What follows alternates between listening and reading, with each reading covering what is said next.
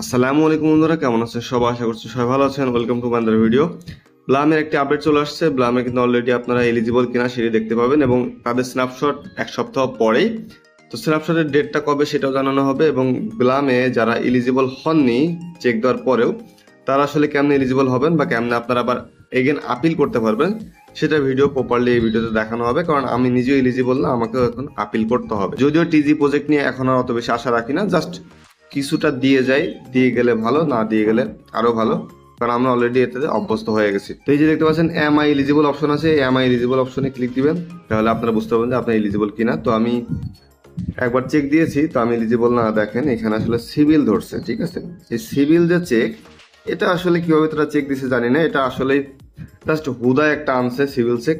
কারণ এখানে আমার কিন্তু মেইন অ্যাকাউন্ট এবং দেখেন এখানে কোনো রকম কোনো সমস্যা নাই, 100K বিপি আছে, তারপরে প্রুফ অফ অ্যাক্টিভিটি করা আছে। আমার এটা মূলত আমার এমপি পয়েন্ট নেই, বাট প্রুফ অফ অ্যাক্টিভিটি নিয়েছিলাম, 2টা রেফারেল আছে এবং 5 সিভিল চেক। এখানে মূলত অনেকে আমরা আটকে গেছি এবং এই সিভিল চেকে মূলত তারা বলছে কি যে আপনি রিয়েল হিউম্যান না, ঠিক আছে। যাই হোক, আমাদের নট এলিজিবল করছে। এখন আমরা করবো কি, এখন আমরা আপিলটা করব।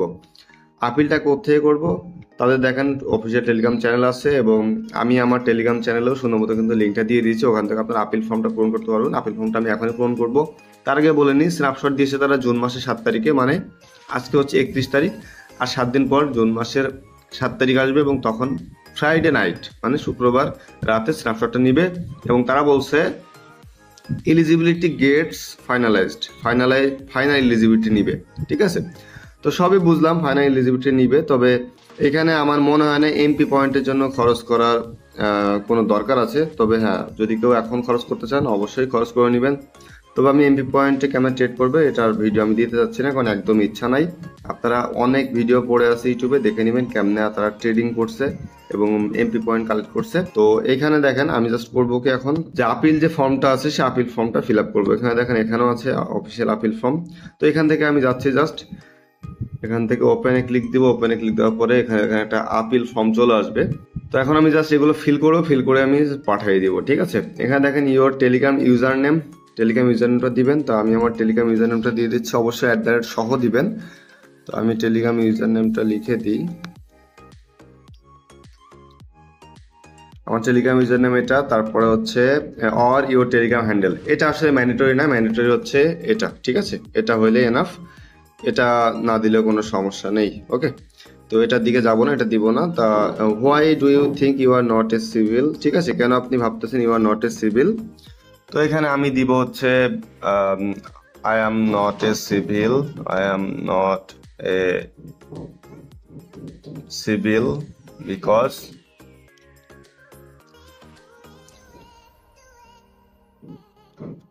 I am a real human and I hardly worked for this project over nearly 1 year. ওকে, তো দিয়ে দিলাম আমি জাস্ট আমার মতো লিখে দিলাম যে আমি এই কারণে সিভিল না, আমি আসলে রিয়েল হিউম্যান এবং আমি অলরেডি হার্ডলি ওয়ার্ক করছি এই প্রজেক্টে অলমোস্ট 1 বছরের মতো, ঠিক আছে। অলমোস্ট এখানে প্রজেক্ট অলমোস্ট দিয়ে দিই, অলমোস্ট নিয়ারলি 1 year, ঠিক আছে।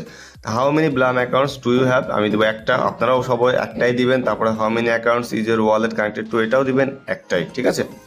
দেওয়ার পর এখানে করবো কি, নিচে দেখেন সাবমিট আছে, সাবমিটে ক্লিক দিয়ে দিবেন। দেখেন সব কিছু ঠিক আছে আমার, আমি জাস্ট একবার চেক দিই, আমার ইউজার নেমটা দেখে নিই, আহমেদ তানভীর 136, ঠিক আছে। এখান থেকে আমি করবো কি, সাবমিটে ক্লিক দিব, ঠিক আছে।